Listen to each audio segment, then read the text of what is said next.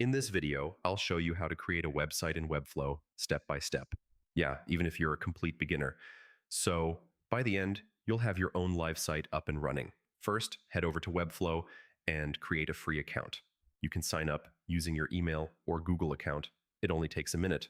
Once you're inside the dashboard, click on New Site. You'll see a bunch of templates, or you can start from scratch if you want full control. Now, pick a template that fits your style. For beginners, I'd recommend starting with a free template. It makes things way easier to customize. All right, this is where the fun starts.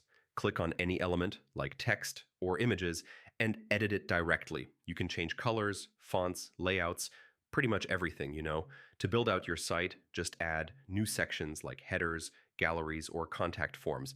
Drag and drop elements from the sidebar. Super simple.